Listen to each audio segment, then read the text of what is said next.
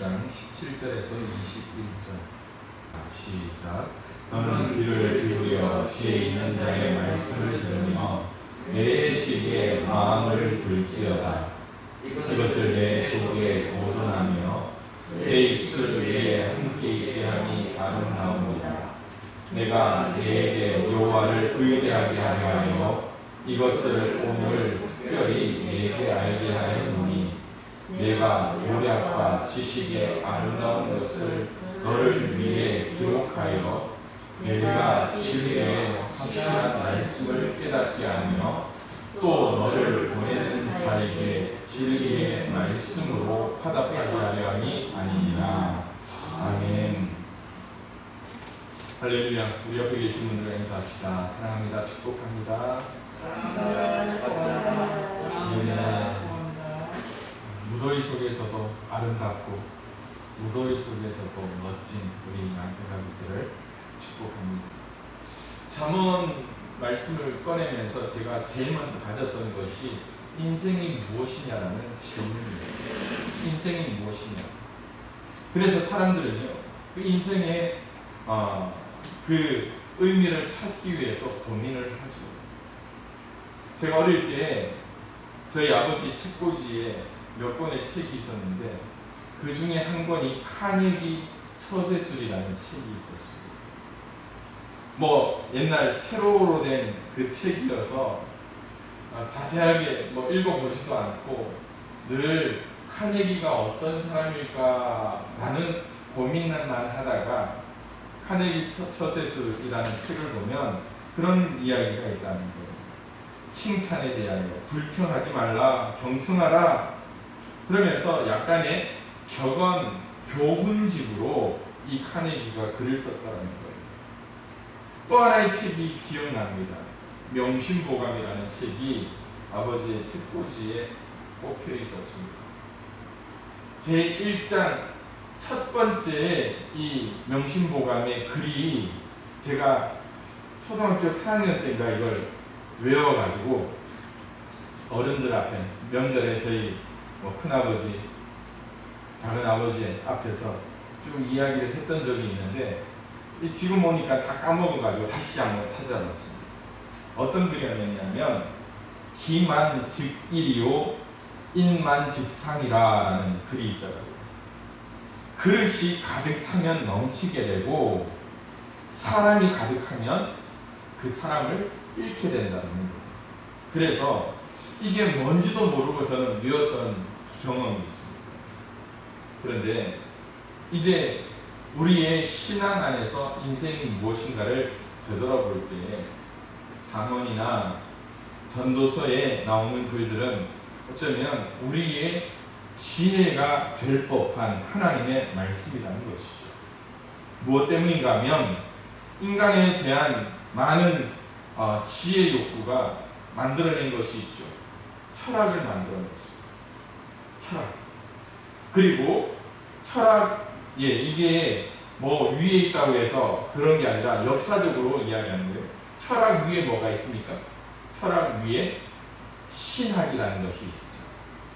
그래서 초기에 박사라는 이 학위를 준 학문이 유일하게 뭐가 있습니까?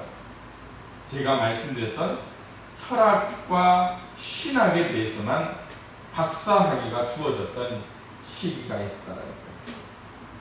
그러기에 이 철학 그리고 신학이라는 것이 얼마나 이 인간의 근본적인 질문에 대해서 우리에게 답을 주고 있는가를 생각하게 되는 것이죠. 그러기에 인류 역사상 가장 지혜로운 민족이라 해서 우리는 누구를 꼽습니까? 이 유대민족, 이스라엘을 꼽잖아요. 그리고 그 이름만으로도 그의 별명이 지혜의 왕이었다라고 하는 이 솔로몬에 대한 이야기, 그리고 그가 기록한 잠언과 이 식구들이 얼마나 지혜의 극치에 달하고 있는가를 우리에게 보여주고 있습니다. 무엇 때문입니까? 솔로몬은 분명하게 이야기하고 있는 것이 있습니다. 지혜가 무엇이냐? 지혜가 뭐라고요? 여호와를 경외하는 것이다. 이스라엘 백성들 많이 이야기할 수 있는 것이지만 이 솔로몬의 지혜의 이야기를 듣기 위해서 수많은 사람들이 이스라엘로 몰려왔다는 거죠. 그러기에 여호와를 향한 공포심이나 두려움에서 나오는 그러한 경외가 아니라 하나님의 주권과 선하심을 드러내는 것 가운데 우리에게 주어지는 선물이 뭐라고요? 지혜라는 것이에요. 지혜. 그래서 잠언 1장 첫머리에 보면 이렇게 말씀합니다. 다윗의 아들 이스라엘 왕 솔로몬의 잠언이라. 이는 지혜와 훈계를 알게 하며 명철의 말씀을 깨닫게 하며, 그래서 삶의 4가지 항목을 이야기하거든요. 지혜롭게, 공의롭게, 정의롭게, 정직하게 행할 일에 대하여 훈계를 받게 하며, 어리석은 자를 슬기롭게 하며 젊은 자에게 지식과 근실함을 주기 위한 것이니, 지혜 있는 자는 듣고 학식이 더할 것이요 명철한 자는 지력을 얻을 것이라. 잠언과 비유와 지혜 있는 자의 말과 그 오묘한 말을 깨달으리라 라고 말하면서 이제 잠언의 기록 목적이 나왔다는 것입니다. 그렇다면 이 솔로몬이 이 잠언을 기록했던 때를 한번 생각해 봤으면 좋겠어요. 잠언, 전도서, 그리고 아가서, 이 책을 언제 기록했겠습니까? 아마 많은 사람들은 그렇게 이야기해요. 사랑 노래인 아가서를 기록할 때는 아마 젊었을 때, 그리고 중년에 잠언을 기록하고 노년에 전도서를 기록하며 인생의 덧없음을 이야기했을 것이다 라고 이야기합니다. 그런데 제 생각이 좀 달라요. 솔로몬이 이런 잠언의 말을 기록할 수 있었던 이유가 뭘까요? 살아보니라는 거예요. 그래서 어쩌면 잠언과 전도서의 기록 그 시기가 비슷하지 않을까. 그뿐만이 아니죠. 아가서를 기록할 때 그 표현 자체가 얼마나 찐하다라는 표현을 쓰잖아요. 그런데 여러분, 우리가 살다 보면 이 야하다라는 표현을 쓰면서 우리는 뭐라고 이야기합니까? 그걸 터부시하는 거예요. 그런데 이 솔로몬은 하나님에 대한 그러한 아름다움을 그런 식으로 표현하는 것을 보면서 어쩌면 그의 글솜씨와 그의 지혜가 어쩌면 사람으로부터 나왔다고 하기보다는 그가 왕으로 세움받고 1000번의 제사를 드리면서 하나님께로부터 부여받은 지혜가 분명 그 속에 있었다는 것을 확신하게 됩니다. 그러기에 오늘 1장 3절에 나오는 지혜롭게, 공의롭게, 정의롭게, 정직하게 이 훈계를 받아들이라 하는 것이 뭘까요? 세상을 살면서 신중하게, 또 세상을 살면서 거짓 없이, 불의 없이, 그리고 세상을 살면서 하나님 앞에 나아가는 신중으로, 곧고 다르게. 그런데 이게 하나님 앞뿐만 아니에요. 세상살이 할 때도 어떻습니까? 세상살이 할 때도 그렇죠. 지혜로워야 돼요. 세상살이 하면서도 우리는 공의롭고 거짓이 없어야 된다는 것이죠. 그런데 문제가 있습니다. 문제가 뭘까요? 지난주에 말씀이 기억이 안 나시죠? 아마 지난주에 말씀을 조금 기억하신다면 이 솔로몬이라는 왕의 업적이 어디에서 끝나버릴까요? 공적이라고 합니다. 칭찬이라고 하는 것이 어디에서 끝날까요? 다윗의 유언을 따라 어디까지? 하나님의 성전. 그런데 그 다음에 뭘 짓습니까? 성전 다음에 솔로몬의 궁전도 짓습니다. 그런데 여기서 저는 그렇게 높이 평가를 하지 않으려고 합니다. 무엇 때문인가 하면요, 솔로몬은 하나님의 성전을 건축한 다음에 이 솔로몬의 궁전을 짓는 시기를 생각하면 열왕기상 7장 1절에 이렇게 기록하고 있죠. 솔로몬이 자기의 왕궁을 13년 동안 건축하여 그 전부를 준공하니라 라고 이야기합니다. 성전 건축 기간과 이 왕궁 건축 기간 얼마나 차이가 날까요? 그렇죠. 성전 건축의 배 13년이라는 시간은 배의 시간입니다. 배의 시간을 투자를 합니다. 그뿐만이 아니죠. 건축하여 그 전부를 준공하였다라는 이 표현에는 어떤 표현까지 포함되어 있습니까? 건물을 다 완공하였다라는 의미도 포함되어 있지만 이 모든 것을 소진할 만큼 들어가 버렸다. 그러니까 솔로몬은 물질과 권력과 사랑, 정치적인 여러 가지 욕망을 이 성전 건축과 왕궁 건축 이후에 절제할 수 있는 그 마음이 사라지게 됩니다.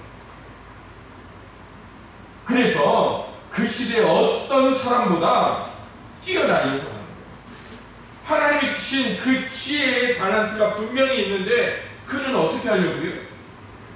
그걸 더 뛰어나게. 그래서 성경을 보면 어떻습니까? 사람들이 몰려와서 자기의 지혜를 듣기를 원하는 거예요. 그 결과가 뭡니까? 하나님을 향한 경건이 무너지고 하나님에 대한 경건이 무너지고 하나님과 멀어지게 되는 것이죠. 이게 열왕기상 11장 6절에 나옵니다. 한번 읽어볼까요? 시작. 솔로몬이 여호와의 문 앞에서 행하여 그의 아버지 다윗이 여호와를 온전히 따름같이 따르지 아니하고. 다윗의 목표가 뭐였습니까?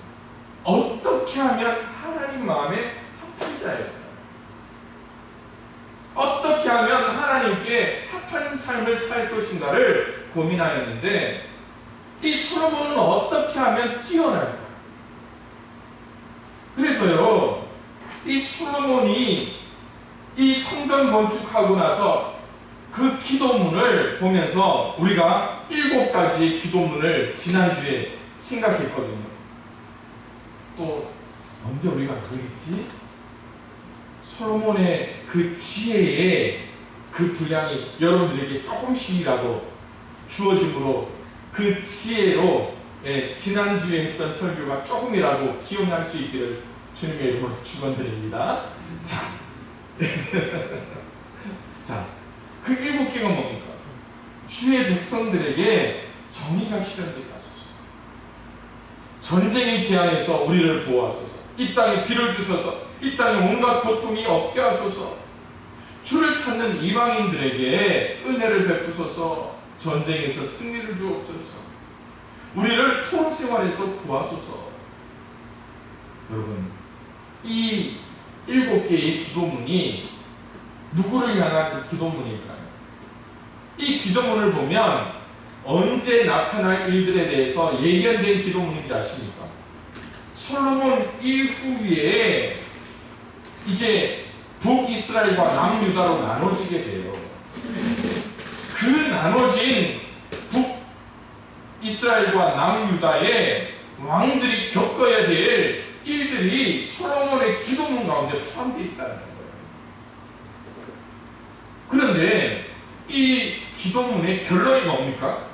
이스라엘과의 언약을 기억해 달라는 거예요. 하나님과의 그 언약의 그 출발이 뭔지 아십니까? 순종이거든요. 하나님의 말씀을 들으면 하나님이 하나님의 자녀로 삼아주겠다. 하나님의 백성으로 삼아주겠다. 우리가 순종하지 않으면 하나님의 자녀로서, 하나님의 백성으로서 그 자격이 유지됩니까? 박탈됩니까? 박탈되는 거예요. 그런데 지금 이 기도를 해놓고 몇 년이 지났습니까? 불과 이 궁전을 짓는 몇 년 동안 솔로몬의 마음이 달라지게 되는 거예요. 뭐라고요? 솔로몬이 여호와의 눈 앞에서 악을 행하여 그의 아버지 다윗이 여호와를 온전히 따름같이 따르지 아니하고 라는 거예요. 이처럼 시작은 얼마나 창피했습니까? 아버지 다윗의 후광을 입어서 그가 이스라엘의 왕에 오릅니다. 그리고 그는 아버지 다윗의 신앙처럼 하나님 앞에 나아가 먼저 1000번제를 드리잖아요. 그러면서 그가 겸손하게 하나님 앞에 간구해요. 하나님, 나는 어려서 재판할 수가 없습니다. 나에게 듣는 마음을 허락하여 주옵소서. 그랬더니 하나님이 뭐라고 합니까? 너에게 구한 것들을 주고 그 위에 부와 명예를 더하여 주겠다라고 하나님이 축복해 주잖아요. 그쯤 하면 그렇게 살아야 되는데 사람이라는 것이 이 초심을 지키는 게 얼마나 어려운가를 우리가 깨닫게 돼요. 그래서 이 솔로몬이 1005편의 노래를 짓고요, 3000편의 잠언을 기록하였는데 그가 그 마음으로 돌이켰다면 얼마나 성군으로 남게 될까를 생각해 봅니다. 그래서요, 이 잠언의 전체적인 내용을 보면 5가지 축을 생각하게 되는데, 이 잠언을 이루고 있는 5가지 축을 생각하게 되는데요, 그 첫 번째가 뭐냐면 하나님을 경외하는 도덕적 성품이라. 인생을 세우는 가장 중요한 기초가 뭐냐? 하나님을 경외하는 도덕적 성품이라고 이야기합니다. 잠언의 지혜는 인생을 이끌어가는 바른 길과 잘못된 길을 동시에 가르치면서 이를 거듭 일깨워주고 있다는 거예요. 그리고 하나님은 바른 길을 갈 때 기꺼이 그 백성을 축복하겠다라고 이야기하고 있습니다. 하나님을 신뢰하는 것이 뭡니까? 하나님을 신뢰하는 것. 잠언 3장 5절 6절에 보니까 너는 마음을 다하여 여호와를 신뢰하고 내 명철을 의지하지 말라. 너는 범사의 그를 인정하라. 그리하면 내 길을 지도하시리라 라고 말씀하고 있습니다. 하나님의 주권을 인정하면서 하나님의 권능 가운데 인간이 도덕적인 삶을 사는데 중요한 요소가 될 수 있다. 많은 사람들은 그래요. 오늘 우리가 은혜의 시대를 살고 또한 성령의 삶을 살 때 좀 도덕적이지 않으면 어떠냐? 아니거든. 지혜가 무엇이냐? 우리 가운데 도덕적인 삶을 요구하고 있다. 두 번째 축이 바로 잠언의 지혜는요, 원인과 결과라는 논리적인 필연성을 보여주고 있다. 원인과 결과는 우리가 행한 도덕적인 선택과 행동이 어떤 결과를 낳는지 돌아보게 합니다. 선을 행하면 이에 상응하는 좋은 일이 따라온다라는 거예요. 반대로 악을 행하면 거기에 따르는 징계가 주어진다는 거예요. 이것이 잠언 전체에 117번 반복되고 있다는 거예요. 꽤 많은 숫자 아닙니까? 잠언이 전체가 915절입니다. 물론 여러분, 이 잠언이라는 게 몇 장 몇 장, 몇 절 몇 절 있는 게 후대에 사람들이 나누어 놓은 거예요. 하나의 통이에요. 그런데 이것들을 읽기 좋게 나누고 찾기 좋게 나누다 보니까 장과 절이 나눠지는데 이 115구절 중에 117절이 악인과 의인, 의인과 악인에 대하여 대조를 나누고 있다는 것이죠. 그러기에 오늘 우리는 하나님의 영향력이 좀 희미해진 시대를 산다 할지라도 우리 속에서 이 원인과 결과라는 논리적인 필연성을 깨달으면서 우리는 선한 길을 택할 수 있는 그러한 지혜로운 성도가 되어야 된다. 세 번째 축이 뭐냐? 인간관계에서 성공하는 법을 가르칩니다.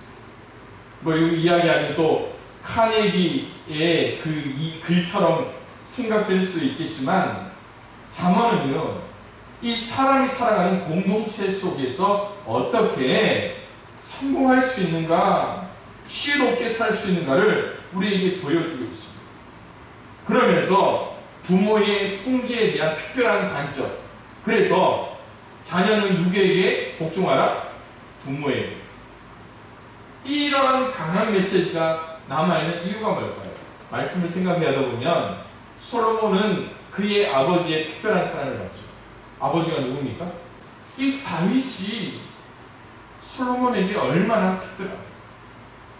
또 누가 있습니까? 밧세바. 솔로몬의 어머니 밧세바의 특별한 마음이 있었죠. 특히 왕위에 등극하기 위해서 이 형제들의 암투가 있을 때에 심압바람을 일으켰던 사람이 누굽니까? 그 속에서 이 부모의 훈계가 어떤 역할이 주어졌는가를 보여주고 있어요. 친구간에 이 모든 관계에 성공하라고 가르쳐주고 있죠. 네 번째 축이 있습니다. 인간의 경험이 도덕관의 유일한 원천이 아니라는 것을 가르쳐주고 있어요. 아니라는 것이에요. 여러분, 하나님에 대한 경험이라 할지라도요, 살다 보면 우리에게 뭐가 필요하다는 것을 가르칩니다. 분별력. 잠언에서 그렇게 이야기하고 있습니다.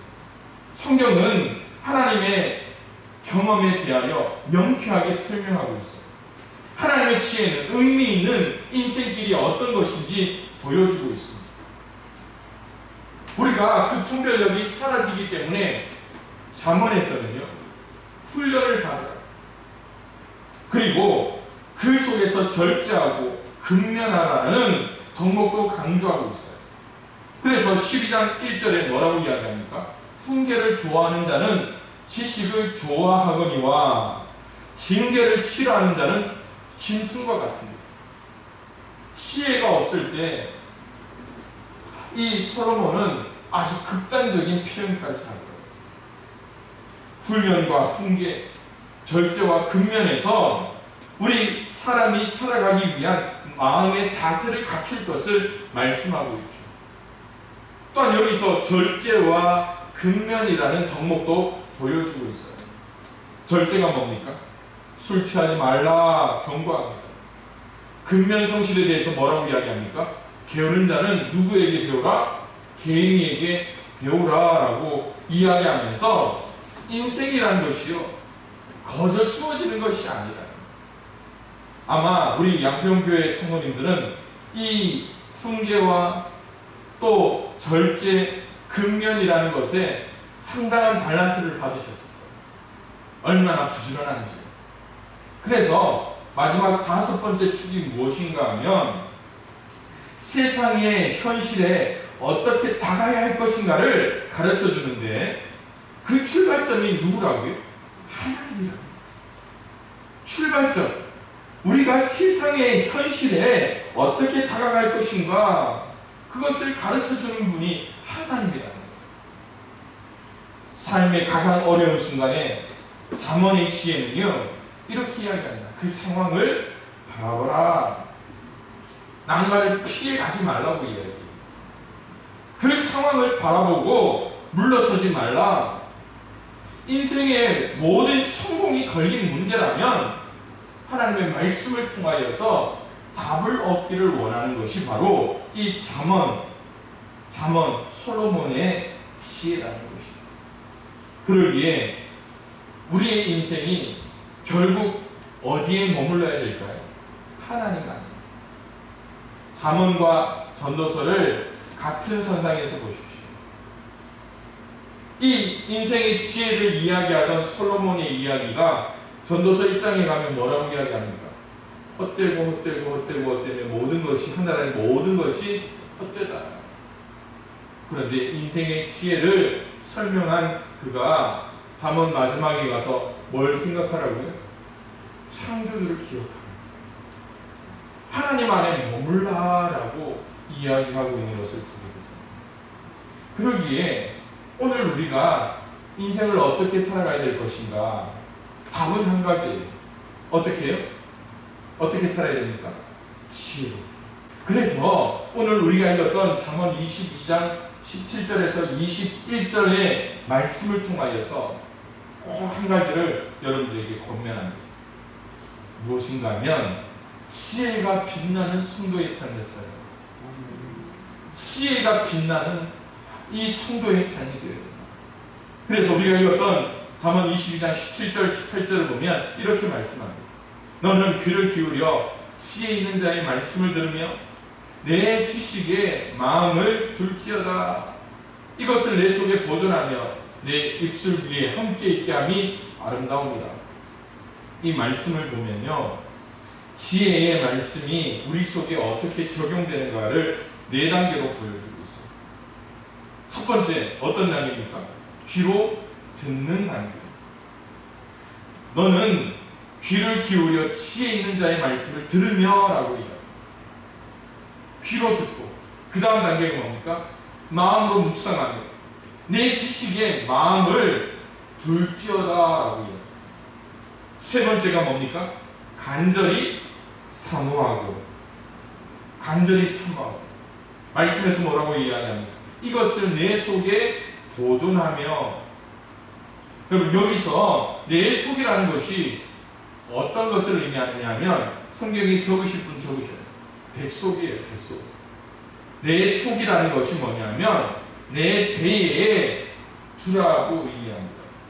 여러분, 세상에서 가장 안전한 곳이 어디입니까? 가장 안전한 곳, 내 뱃속이에요. 여러분, 내 입으로 들어간 것이 배설되기 전까지 어디 틈이 있습니까? 없어요. 그래서 이 학자들은 그렇게 이야기합니다. 위나 장, 입으로 섭취되는 음식물이 하나의 누수도 없이 보존되고 영양분을 섭취한 후에 이게 다 끝나면 뭐 한다고요? 밖으로 배출된다. 귀로 듣고 마음으로 묵상하며 내 속에 보관되어지면 이것이 어떻게 됩니까? 내 속에서 소화가 돼요. 이것이 내 속에 능력이 되는 거예요.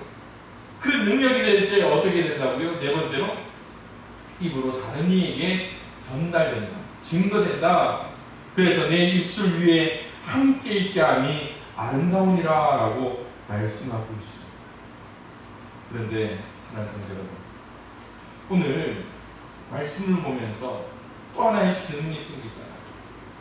우리는 내 입으로 섭취된 그것이 어떻게 됩니까? 어떻게 되는가요? 때로 소화가 안 되고 어떻게 해요? 내 속에서 배출될 때도 있어요. 또 내 속에 들어갔지만 그것이 탈이 날 경우도 있어요. 왜 그럴까요? 내 속에 욕망으로 작용된 거예요. 내가 취하지 않아도 될 것들을 취하는 욕심이 내 속에 자리 잡니다. 실은 이 말씀을 보면서 이 솔로몬의 삶을 한번 되돌아보십시오. 그가 하나님의 전을 짓고 성전을 짓고 7가지의 기도문을 낭독하며 이스라엘 백성을 향하여 기도할 때 그는 정말 그렇게 성군이 되기를 간구했을 겁니다. 그 스스로가 하나님이 주신 지혜를 통하여 그렇게 살지 못하는 연약함이 있었잖아요. 여러분, 지난 수요일에 지난주 수요일에 마지막 말씀을 나눴던 것 기억하십니까? 우리가 어떤 사람이라고요? 우리가 어떤 사람이라고요? 우리는요, 이 눈에 보이는 성전을 짓는 사람들이 아닙니다. 우리에게는 솔로몬과 같은, 아니 다윗에게 주셨던 그 마음보다 더 귀한 마음을 허락해 주셨어요. 무슨 마음입니까? 너희가 하나님의 성전인 것과 하나님의 성령이 너희 안에 계시는 것을 알지 못합니다. 이것을 가지고 솔로몬도 성전을 지었겠죠. 왕궁도 지었겠죠. 그런데 그는 어떻게 될까요? 여러분, 우리가 고린도전서 3장 16절 말씀을 많이 암송하잖아요. 그렇죠? 많이 들었잖아요. 그런데 17절의 말씀을 우리는 다시 한 번 더 생각해요.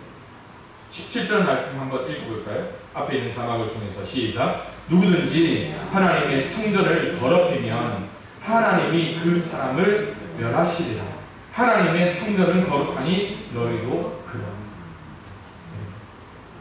오늘 우리에게 주신 하나님의 은혜가, 지혜가 뭡니까? 하나님의 성전을 지은 지혜.